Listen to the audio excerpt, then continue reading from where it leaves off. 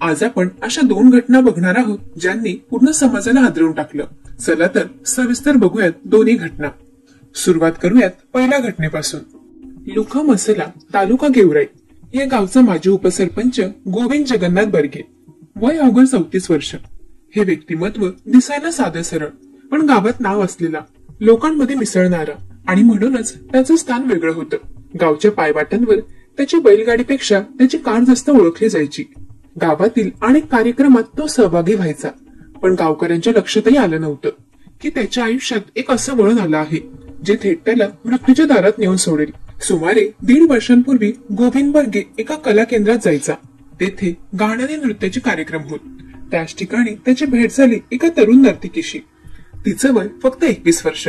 दिसायला आकर्षक, बोलण्यात गोडी.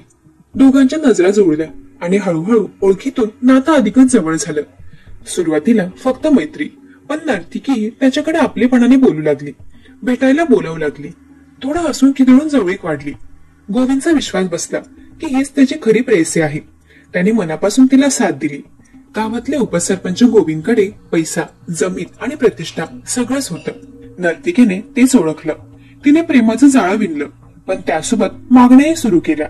कधी पैसे, कधी दागिने, तर कधी नातेवाईकांच्या नावावर जमीन आणि प्लॉट. गोविंद सुरुवातीला आनंदाने देत राहिला. प्रेमासाठी तर तिचं हसू पाहण्यासाठी त्याने बरंच काही खर्च केलं. पण हळूहळू मागण्या वाढत गेल्या. बाबाच्या नावावर 5 एकर शेती कर, गेवराईतील नवीन घर माझ्या नावावर कर, नाहीतर तुझ्याशी बोलणार नाही, तुझ्यावर गुन्हा दाखल करीन, अशी धमकी सुद्धा ती द्यायला लागली. गोविंदचं आयुष्य जाळ्यात अडकू लागलं. त्याला जाणवू लागलं की हे खरं प्रेम नाही, हा पैशाचा खेळ आहे. पण आता मागे फिरणं अवघड होतं. काही दिवसांपूर्वी नर्तिकेने अचानक गोविंदशी बोलणं बंद केलं. कॉल उचलणं थांबवलं, भेटणंही थांबवलं. गोविंद दिवसेंदिवस अस्वस्थ होऊ लागला. गावात दिसला तरी तो हरवलेला, शांत आणि विचारात गडलेला असायचा. 8 सप्टेंबरच्या रात्री तो आपल्या गावी लुका मसलातून निघाला. गाडी घेऊन तो थेट सासुरे, तालुका बार्शी या गावात पोहोचला, जिथे ती नर्तिका राहत होती. सासुरी गावात पोहोचताच त्याने नर्तिकेच्या घरासमोर गाडी लावली. तिच्या घराजवळ येताच त्याने तिला कॉल केले, पण तिने त्याचे कॉल उचलले नाहीत. रात्रभर तो गाडीत बसून वाट बघत राहिला. 9 सप्टेंबरचा दिवस उजाडला. सकाळ झाली तरीही नर्तिकेने दार उघडलं नाही, कॉल केला नाही. गावातील लोकांना मात्र गाडी घराबाहेर उभी दिसली. काहींना संशय आला. थोड्याच वेळात अचानक आवाज झाला, बंदुकीचा आवाज. तो आवाज ऐकून लोक पळतच गेली, पण गाडी आतून लॉक होती. आत पाहिलं तर गोविंदचं डोकं रक्ताने माखलेलं, हातात पिस्तूल. गावात एकच खळबळ उडाली. पोलीस पाटील शीतल करंडे यांनी लगेचच वैरांग पोलिसांना खबर दिली. घटनास्थळी पोलिसांनी तपासणी सुरू केली. पोलिसांनी गोविंदच्या नातेवाईकांकडून दुसरी चावी मागवली आणि गाडी उघडली. आत विदेशी बनावटीचं पिस्तूल, शेजारी एक पुंगळी.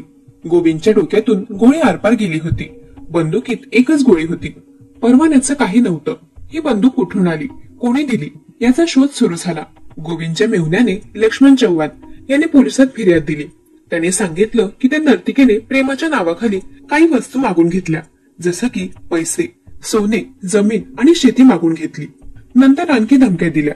त्यामुळे माझ्या भाऊजींनी नैराश्यातून हत्या केली. फिर्यादीवरून नर्तिकेविरुद्ध गुन्हा दाखल झाला. गावकऱ्यांसाठी, पोलिसांसाठी, अगदी गोविंदच्या कुटुंबासाठीही मोठं धक्कादायक सत्य समोर आलं होतं.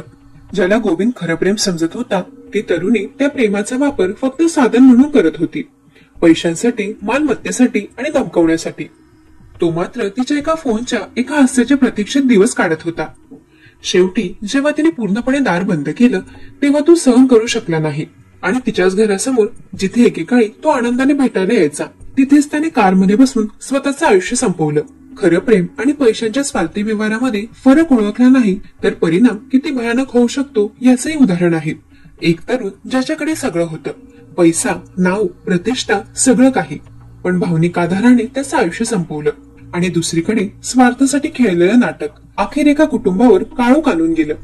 चला तर बघूयात दुसरी घटना. इंडी शहरातल्या अक्क महादेवी नगर मधील एका लहानशा भाड्याच्या घरात बिरिप्पा पुजारी आपली पत्नी सुनंदा आणि मुलांसोबत शांतपणे झोपले होते. 1 सप्टेंबरची ती रात्र. बाहेर पावसाची रिमझिम सुरू असावी. कूलरचा आवाज घरात एक प्रकारची शांतता निर्माण करत होता. पण त्या शांततेत एक मोठं वादळ दडलेलं होतं, ज्याची बिरप्पाला पुसटशीही कल्पना नव्हती.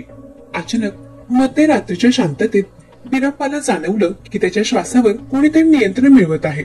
असं काहीसं जाणवताच त्याला जाग आली. डोळे उघडताच त्याला दिसलं की लाईट बंद होता आणि संपूर्ण घर अंधारात बुडलेलं होतं. त्याचा गळा कोणीतरी घट्ट दाबला होता आणि छातीवर एक जड वजन होतं. श्वास घेण्यासाठी तो धडपडत होता, पण त्याच्यावर बसलेल्या व्यक्तीने पूर्ण ताकद लावली होती.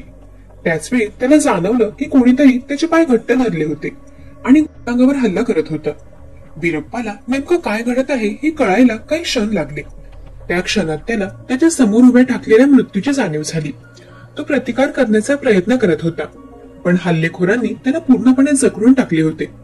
बिरप्पाने जीव वाचवण्यासाठी सर्व शक्ती एकवटली. अंधारातच त्याने हातपाय हलवण्यास सुरुवात केली. त्याचा पाय बाजूला असलेल्या कूलरवर आदळला आणि एक मोठा आवाज झाला. त्या आवाजाने शांतता भंग पावली. त्याचवेळी अंधारातच त्याला एक कुजबूज ऐकू आली. याला संपवून टाक सिद्धू. तो आवाज एका स्त्रीचा होता.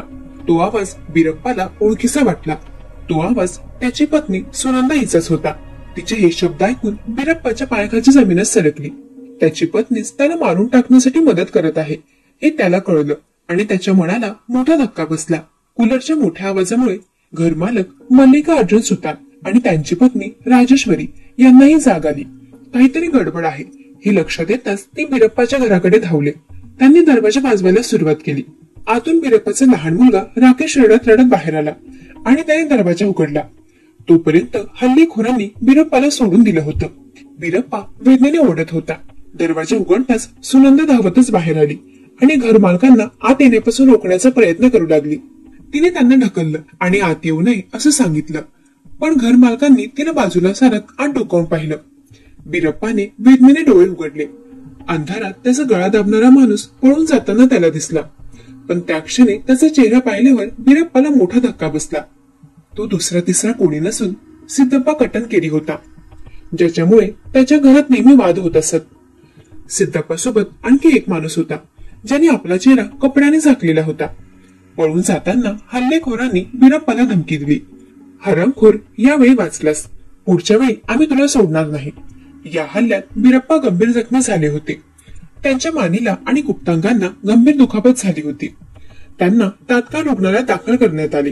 पोलिसांनी लगेच तपास सुरू केला. बिरप्पाने दिलेल्या माहितीनुसार पोलिसांनी त्याची पत्नी सुनंदा पुजारी हिला अटक केली. चौकशी दरम्यान सुनंदाने कबूल केले की तिनेच आपल्या प्रियकर सिद्धप्पा कटनेकरी याच्यासोबत पतीच्या हत्येचा कट रचला होता. या घटनेनंतर सिद्धप्पा कटनकरी फरार आहे, पण त्याने एक व्हिडिओ जारी केला असून त्यात त्याने मी आणि सुनंदा 2.5 वर्षांपासून रिलेशनशिप मध्ये आहोत असं म्हटलं आहे. हा व्हिडिओ त्या दोघांच्या नात्याची आणि या घटनेमागील सत्यता उघड करतो.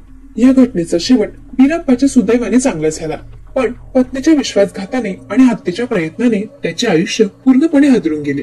हा फक्त एका रात्रीचा थरार नव्हता, तर अनेक दिवसांपासून सुरू असलेल्या एका गुंतागुंतीच्या कथेचा भयानक शेवट होता, ज्याचा खुलासा एका मोठ्या आवाजाने झाला. दरम्यान या दोन्ही घटनांवर तुमचं काय मत आहे ते कमेंट करून नक्की सांगा.